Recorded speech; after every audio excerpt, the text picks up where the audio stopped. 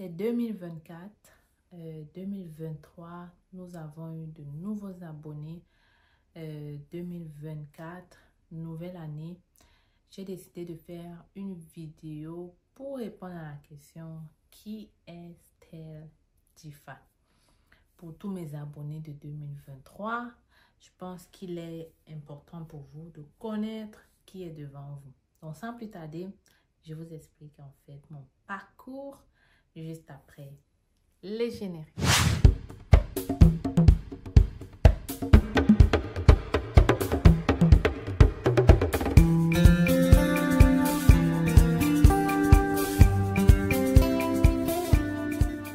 J'ai été très enchantée parce qu'en 2023, j'ai eu l'honneur de rencontrer beaucoup de mes abonnés au Cameroun. Vraiment, ce qui me faisait plaisir, c'est qu'ils répétaient à chaque fois cette phrase-là.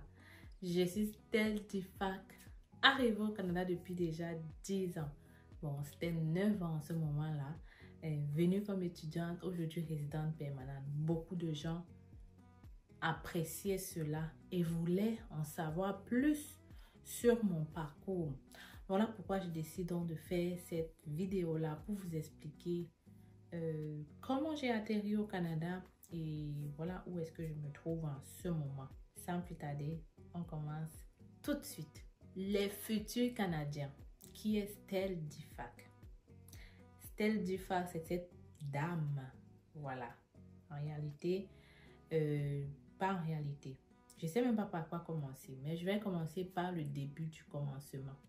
Et par ce qui est le plus important pour vous surtout. Ok? Voilà. Donc, je suis Stell Difa. Je suis née au Cameroun de père et de mère de l'Ouest. Mon nom Difa, d'ailleurs, vous dit clairement de quelle région est-ce que je viens au Cameroun. C'est la région de l'Ouest. Et pour ceux qui connaissent l'Ouest, vont exactement savoir d'où ce nom provient. Donc, je viens de là. J'ai fait tous mes études au Cameroun. Ok? J'ai donc étudié au collège Père Monti. J'ai aussi étudié à Yaoundé et tout. J'ai aussi fait Ngouakele. Et c'est en 2014, après plusieurs échecs de voyage, que par tout hasard, je rencontre une agence d'immigration, une dame. C'est pas moi qui la rencontre, c'est mes parents qui me ramènent un flyers en me disant d'aller prendre plus de nouvelles là-dessus. Donc, ça, vous comprenez que toutes les agences ne sont pas mauvaises. Il faut juste savoir où est-ce que vous mettez les pieds. Donc, toute ma procédure a été faite par cette agence-là. C'est ainsi que j'atterris au Canada en 2014. Je me rappelle très bien de ce jour. En septembre 2014. Tenez-vous tranquille, je peux maintenant le dire en riant. Je suis arrivée au Canada 2 semaines après ma rentrée pour la simple raison que au moment de voyager, je le dis tout le temps, mon père est un homme d'affaires. Et mon père a payé toute mon année scolaire avant que je ne voyage, c'est-à-dire avant que je ne fasse ma demande de visa. Il avait payé toute mon année scolaire. Sauf qu'au moment de voyager maintenant, il n'y avait plus d'argent pour le billet d'avion. C'est pour ça que je suis arrivée au Canada 2 semaines après la rentrée des cours. J'ai atterri en septembre 2014. Je me rappelle très bien. J'ai été accueillie à l'aéroport par un ami à mon oncle, une personne totalement inconnue que je ne connaissais pas, qui m'a ramené chez mon oncle. Et c'est comme ça que j'ai commencé mon aventure. Si je trouve des photos de moi quand je venais d'arriver, je vais vous montrer ça là. J'étais toute petite là. Oui, j'étais une toute petite fille. Donc, j'ai atterri par la grâce chez mon oncle. Ça a été un très beau moment. Sauf que quand je suis arrivée à l'école, on m'annonce que je ne peux pas commencer les cours. Pourquoi? Je suis arrivée en retard. L'école a déjà commencé et je suis obligée d'attendre janvier. Ce qui fait que quand je vais commencer en janvier, je suis obligée de ne pas avoir d'été pour pouvoir rattraper ceux qui ont commencé depuis l'automne. J'ai enchaîné janvier, avril, été. Donc, j'ai commencé l'école en janvier et je me suis arrêtée en juillet de l'année qui suivait. Donc, j'ai enchaîné, je crois, 4 sessions. Ouais, en même temps. Ça n'a pas été du tout évident. Et surtout que je vivais à presque 1h30, 2h de chez moi. C'est d'ailleurs pour ça qu'après 1 an chez mon oncle, j'ai décidé de déménager. Donc, je vous raconte la petite histoire parce que je pense qu'il est important de comprendre en fait l'essence de la personne. Ça peut aussi vous inspirer pour tous ceux qui disent souvent qu'il n'y a pas d'argent. Mon ami, quand tu veux, tu peux. J'ai fréquenté au collège La Salle, c'est à Montréal, et j'ai fait un diplôme qu'on appelle DEC, 3 années en technique de comptabilité et de gestion. J'ai beaucoup appris. J'ai beaucoup appris dans ce cégep, dans ce collège-là. Et je vous ai dit que moi, je quittais de médecine. Je faisais médecine première année à l'Université protestante d'Afrique centrale avant de venir faire comptabilité ici. Un virement qui n'a, même moi, je ne comprends pas. Mais pourquoi j'ai fait comptabilité? Parce que l'agent d'immigration m'a inscrite en comptabilité. Oui, sans mon accord, mais quand même, j'ai apprécié faire ce domaine-là. Parce que aujourd'hui, là où je me trouve au Canada, ce que j'ai appris m'aide énormément dans mes affaires, mais aussi dans la gestion de mon entreprise, mais aussi dans j'ai un niveau de compréhension, comptabilité, fiscalité, finance, informatique très élevé. Si j'étais allée faire sciences comme je voulais faire, je voulais comme tout le monde devenir infirmière. Je pense pas que j'aurais eu toutes ces notions-là. J'ai fait 3 années de formation, donc c'était assez pour vraiment maîtriser, ok, pour maîtriser vraiment la comptabilité et pour comprendre le processus, le système financier et comptable au Canada. Donc j'ai terminé mes études avec bravoure. Oui, en ayant fait médecine. Ça, c'est pour vous dire, petite parenthèse, les parents, là, arrêtez souvent de dire que mon enfant doit absolument faire ça. À un moment donné, quand on veut entrer dans un nouveau monde comme le Canada, laissez-vous guider par les gens qui y sont, qui maîtrisent un peu plus les métiers, les devenirs. Laissez-vous guider. Au Canada, les métiers ne sont pas comme au Cameroun où on veut absolument avoir un doctorat en médecine. Ici, là, un docteur en médecine peut ne rien valoir devant un simple soudeur s'il maîtrise sa chose. Donc, faites attention aux formations que vous choisissez et soyez pas têtus et concentrés et figés sur un domaine. Votre enfant a les capacités avec le système éducatif qu'on a au Cameroun de faire tellement de choses au Canada. Laissez-le s'explorer, découvrir. Vous allez être des gagnants. J'ai terminé dans mes études en comptabilité avec bravoure. J'étais d'ailleurs, je ne veux pas dire, mais j'étais vraiment la meilleure. C'est d'ailleurs pour ça que quand j'ai terminé, mon professeur titulaire, un jour j'ai eu 100% en finance. Il m'a dit, il n'a jamais vu ça. 100% en finance. Mais comprenez que l'école au Canada est quand même très facile, surtout au cégep. À l'université, c'est autre chose. C'est beaucoup plus compliqué. Mais au cégep, pour moi, j'avais l'impression que c'était trop facile. Mais j'aimais ce que je faisais. J'aimais ça découvrir et j'avais intérêt à passer mes cours parce que je n'étais pas la plus nantie de la classe. Mes parents souffraient énormément pour m'envoyer de l'argent. Donc, je devais faire tout pour réussir. Donc, j'ai fini mes études après 2 ans et demi au lieu de 3 parce que j'ai pu faire été, j'ai vite terminé. Et pendant mes études, je travaillais 20 heures par semaine. Ça veut dire que j'étais debout de lundi à lundi. Je n'avais pas de repos. J'allais à l'école de lundi à vendredi. Samedi, dimanche, j'étais au travail. Donc, je n'avais pas de repos. Parfois, je finissais les cours de mercredi et je devais aller bosser. Pour ceux qui vont me demander pourquoi, parce qu'on ne vient pas tous de la même famille et parce qu'il fallait que je travaille pour subvenir à mes besoins, c'est-à-dire loyer, nutrition, habillement et ainsi de suite. Donc, j'étais obligée, moi, de travailler pendant que mes amis dormaient, faisaient la fête. Moi, j'enchaînais et je travaillais dans un seul endroit, par exemple, pendant toutes mes études. Quand j'ai même déménagé, j'ai continué à travailler là où j'étais et c'était 1 heure de route. Parfois, je finissais le mercredi à 23 h. J'arrivais chez moi à 1 heure et à 6 h, je devais être debout pour aller à l'école le jeudi. Ça a donc été 3 années de dur travail, les amis. Quand j'ai fini mon école, j'ai dit Seigneur, j'y suis arrivée.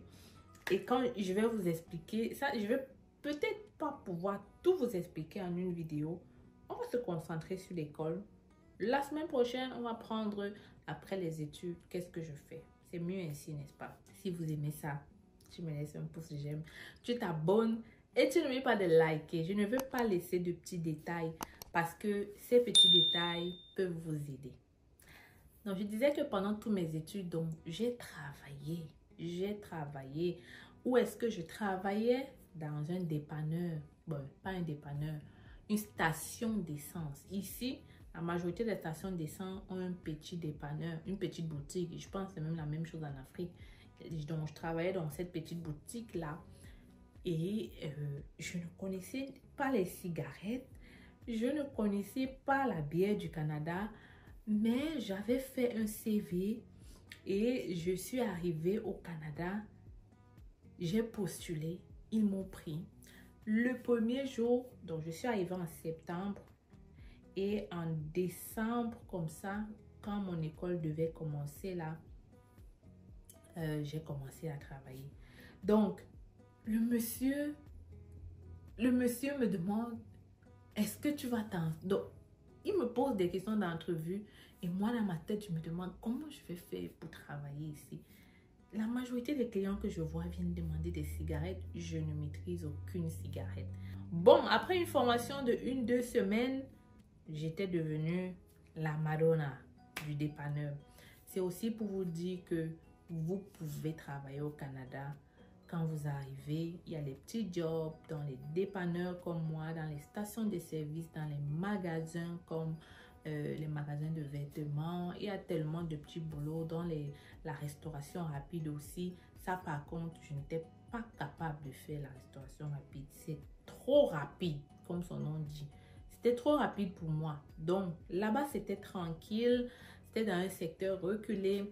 Donc, moi, je servais, je vendais la cigarette, l'alcool et tout ça. Je nettoyais le magasin, je rangeais, je regardais les produits périmés. Donc, le plus difficile là-bas, c'était juste maîtriser le nom des cigarettes. Mais ça, c'est possible pour toute personne qui veut travailler. Donc, j'ai fait 3 ans dans la même station de service. Donc, je maîtrisais déjà très bien. Après, c'était un jeu d'enfant. Donc, pour te dire que n'aie pas peur quand tu vas arriver au Canada de te dire comment je vais faire pour trouver un boulot.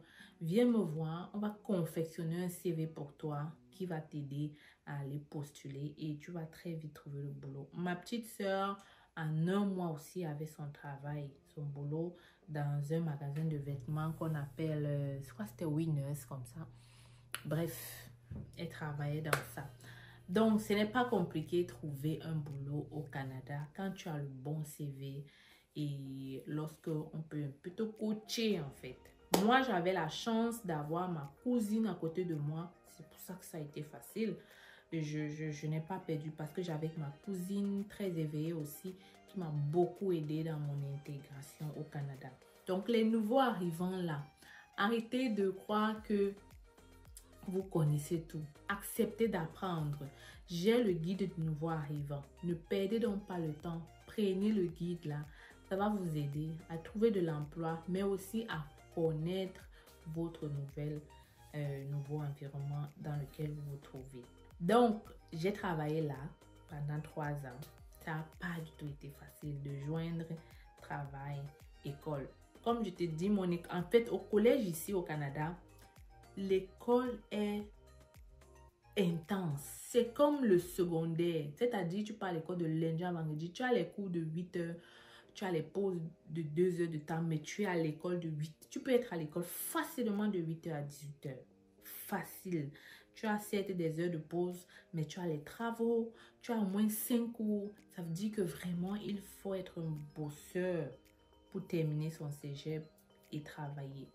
Voilà pourquoi les gens qui disent que je vais travailler 50 heures, 40 heures, ça va être compliqué de réussir tes cours et de faire ce genre d'heures-là. C'est souvent l'air très beau de dire que non, moi je suis un travailleur. À un moment donné, le corps et la réalité peut te rattraper. Donc, ne pense pas que tu es Rambo, comme on dit. Il faut savoir que c'est pour un humain, hein, il y a un moment où tu vas juste péter les plombs, mais tu ne pourras pas. Donc, avant d'arriver au Canada, il faut avoir un petit minimum de fonds pour commencer. Et ensuite, maintenant, tu vas pouvoir travailler, économiser pour payer les sessions prochaines. Mais la première session, il faut quand même l'avoir à main. Donc, en 4 mois, tu pourras quand même travailler. Ça peut t'aider un peu plus à épargner et à payer un peu ta scolarité. Mais au début, quand tu mets tes pieds, impossible. Impossible. Bon, ça c'est l'épisode travail. Donc après, j'ai fini mes études tranquillement après 3 ans au Canada. Qu'est-ce qui m'a marqué pendant ma formation? Je vais vous dire 2 choses. 2 choses qui m'ont marqué.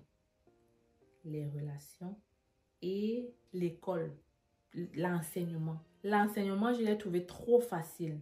Les professeurs, très aimables, attentifs, prêts à t'écouter. Tu poses les questions, ils sont là. La deuxième chose, c'est que j'ai trouvé qu'il y avait quand même beaucoup de travaux pratiques à faire. C'était quand même énorme. Il y avait tellement pour chaque cours. Les présentations orales par-ci, par-là. Donc, il faut te préparer à ça. Tu vas devoir présenter encore et encore. Les relations aussi. Amitié. Au Canada, peut-être je vais faire une vidéo là-dessus. Au Canada, relations, amitié, ce n'est pas du tout évident. Pourquoi je t'explique? Dans une classe, vous êtes mélangés entre les Arabes, les Chinois, les Africains, les Indiens. Vous êtes mélangés. Ça fait que tu rencontres tellement de gens d'autres cultures qu'il faut et tu es obligé en fait de travailler avec eux, discuter avec eux. Moi, je ne suis pas une personne très... Je suis une casanière. Je ne sais pas comment dire ça. J'aime être dans mon coin, tu vois. Je ne vais pas dire que je ne suis pas sociable, mais je veux dire quand j'arrive dans un milieu où je ne connais pas des gens, je perds un peu le sens. Et j'ai toujours envie de rester dans mon coin. Et ce n'est pas ce qu'il faut faire au Canada, dans un pays où il y a tellement de cultures. Donc ça a été un challenge pour moi. Et à l'école, j'ai eu des amitiés qui se sont brisées à la fin drastiquement pour des raisons de colportage, des raisons de... je sais même pas. Mais je n'ai pas eu... Ma dernière année au collège a été trop compliquée. C'est pour ça que je vais te dire, fais attention aux amitiés au Canada. Et je ne suis pas la seule. Beaucoup d'autres filles vont commencer ici après avoir des problèmes. Moi d'abord, je ne suis pas trop une fille qui marche avec des filles. En fait, je ne sais pas. J'aime être avec des garçons. Je trouve que le sujet de discussion m'aide plus, on dirait. Ou je trouve qu'on s'entend mieux. Je m'entends mieux avec eux. Parce que les femmes ont trop de chichi. Ils aiment trop faire des chichis. Tu vois, genre, pourquoi tu ne m'as pas appelé? Du genre, c'est toi qui devais venir. Moi, je n'ai pas le temps. Et depuis que j'étais étudiante, je n'avais pas le temps pour ça. Donc, ça fait qu'à un moment donné, ça a créé beaucoup de problèmes dans mes relations en amitié et ça les a brisés. Donc, moi, je vais te dire que si tu es une personne comme moi qui devait travailler pour vivre, commence déjà à mettre des bases sur tes amitiés. Peut-être ça va t'éviter des problèmes. Et commence à te fixer des objectifs et à savoir où tu vas. Si bien que quand une amitié se brise, tu avances. Moi, ma dernière année a été très compliquée. Vraiment là, si j'ai réussi à tenir ça là, je ne sais pas comment. Donc, Ça, c'était les études au Canada. Voilà les deux choses dont il faut faire attention, les amitiés et le système éducatif. Pour les amitiés, retiens bien ceci. Un camarade de classe n'est pas un ami. Beaucoup de gens mélangent les choses. Un camarade de classe n'est pas forcément un ami. Il faut faire attention à tout montrer, tout dire tes secrets, tout vider, raconter tout et n'importe quoi. Ça peut te porter préjudice plus tard. Ça, c'est la leçon que je vais te donner au Canada. Et je crois même que même là où tu te trouves, ça doit être la même chose. Mais encore plus au Canada, là où les gens sont en clan. Parce qu'en classe, les gens sont en clan. Donc, quand ça se brise, c'est difficile pour toi d'aller ailleurs. Donc, sois une personne certes qui a ses amis restreints, mais qui n'a pas de problème quand il arrive à aller parfois dans l'autre groupe. Vous voyez, c'est très important. Donc, en ce qui concerne les amitiés, l'école, voilà, ok? Donc, moi, j'ai fini mon école et dans la vidéo qui suit, je vais te raconter comment j'ai fait pour obtenir mon premier travail au Canada. Travail proprement dit. Je vais t'expliquer ça vraiment terre à terre. Je vais te dire qu'est-ce qui s'est passé, quels ont été mes challenges, mes difficultés et comment est-ce que j'ai pu traverser cela. En termes d'école, je t'ai expliqué mes challenges. Ça a été de travailler et étudier en même temps sans avoir presque de vie comparé à mes autres camarades. Ça a été de vivre vraiment au jour le jour. Parce que moi, vu que je devais travailler pour payer mes études, de quoi manger, mon loyer et tout ça, j'étais rendue au point où tout était calculé. Parfois, à la fin du mois, j'avais rien du tout. Donc, ça a été mon plus gros challenge pendant mes études, le côté finance. Quand j'ai terminé mes études et que je pouvais travailler pour manger, pour vivre, juste travailler, ça a été une libération pour moi. Mais alors, vraiment. Et je me suis dit, je n'ai pas fait ça. Mais je vais t'expliquer encore une autre chose. Dans l'autre vidéo, je vais t'expliquer les challenges que j'ai eu pour le travail. Parce que même là, ça n'a pas du tout été facile. Donc, si tu apprécies ce genre de vidéo là, n'hésite pas à me laisser un commentaire. Tu me laisses un pouce j'aime. Je pense qu'il est un peu... C'est bien de vous raconter un peu les choses comme ça, sans cacher. Et puis, si j'ai une idée, je suis en train de penser si j'ai laissé quelque chose dans le domaine études. Voilà, exactement. Troisième challenge, je t'ai dit le premier, ça a été les finances. Le deuxième, ça a été d'être autour des gens d'autres cultures. Parfois, on néglige ça, mais ce n'est pas évident. Le troisième, ça a été le racisme. Parce que oui, j'ai vécu une forme de racisme quand je suis arrivée au Canada et lorsque j'ai commencé à étudier. Qu'est-ce qui s'est passé? Je t'ai dit que je suis arrivée en septembre, mais que j'ai commencé l'école en janvier. Vu que je ne pouvais pas rester à la maison à rien faire de septembre en janvier, même si ce n'était pas de ma faute, j'aurais bien pu rester à rien faire. Je ne voulais juste pas rester 3 mois à rien faire. J'ai donc pris des cours d'anglais pour perfectionner mon anglais. Et c'était dans le même collège La Salle à Montréal. Donc, j'ai commencé des cours d'anglais et dans ma classe, évidemment, pas de noirs, juste des Chinois, des Asiatiques qui veulent apprendre l'anglais. Et donc, un jour, pendant les sessions, le professeur demande de faire des groupes. Il demande de faire des groupes. Et là, personne ne veut faire le groupe avec moi. Je vous assure, c'est frustrant d'apprendre une nouvelle langue et d'être rejeté. C'est très, très, très frustrant. Personne ne veut faire le groupe avec moi. Et là, je suis choquée. Mon corps bouillonne. Je me demande, mais pourquoi? Mais je comprends directement que c'est parce que je ne viens pas de leur pays. Et que je suis noire, évidemment. C'est très compliqué. Noire, tu ne viens pas de notre pays. Donc, je reste là désemparée. Le professeur me dit, mais va te joindre. Je dis, non, ils ont refusé. Moi, je vais travailler tout seul. Le professeur m'appelle. Et c'est ça, en fait, que je n'avais pas apprécié. c'est que c'est le professeur qui m'appelle pour me dire ça. Il faudrait un peu mieux mettre des parfums ou des ceci parce que voilà, les odeurs, nanani, nanana. C'est pour ça que tes camarades ne veulent pas travailler avec toi. J'étais là, what? Tu sais, tu viens d'arriver. Je venais d'arriver, ça faisait même pas un mois. Je suis d'abord choquée. Mais je vais faire une autre vidéo pour vous dire. Je vais un peu parler de ça dans une autre vidéo. C'est très important, les amis. C'est vrai que quand tu viens d'arriver, tu as une odeur différente. C'est clair. Donc, faites attention. Faites attention. Voilà.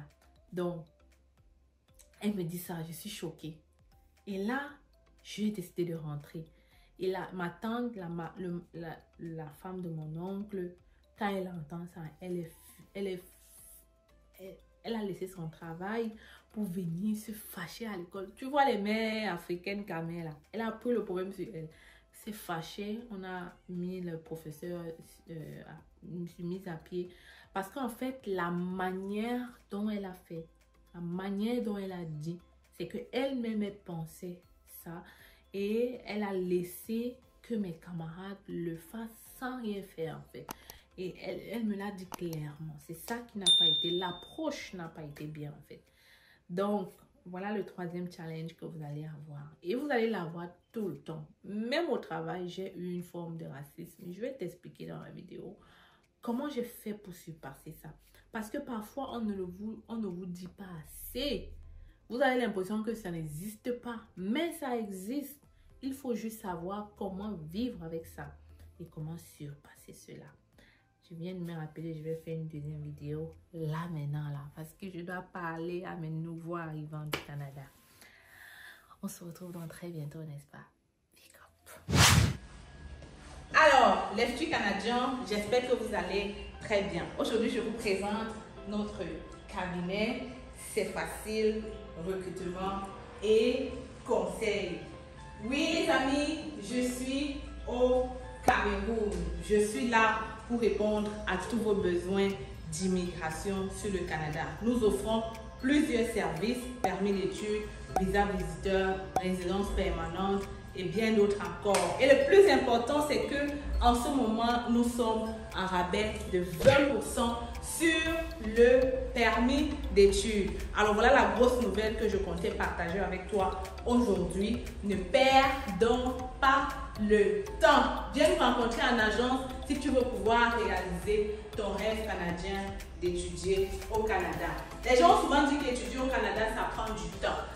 Ça prend de l'argent plutôt, ok? Les gens pensent souvent qu'étudier au Canada, ça demande d'être riche. Ici à l'agence, on évalue ton profil et on cherche des écoles qui vont pouvoir t'admettre rapidement, mais aussi des formations courtes à moins cher en fait. Donc, si tu veux pouvoir bénéficier de ce rabais, si tu veux pouvoir faire ta demande de bourse d'étudiant, ne perds pas le temps, ok?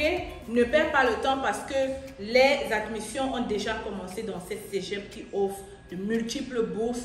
Il faut donc le faire maintenant. Et je suis encore au Cameroun pour quelques jours et j'espère te recevoir ici dans mon cabinet pour un entretien avec moi. Tu communiques avec nous à partir de ce numéro ou cette adresse email et on pourra prendre un rendez-vous avec toi. Viens, je t'amène dans mon bureau.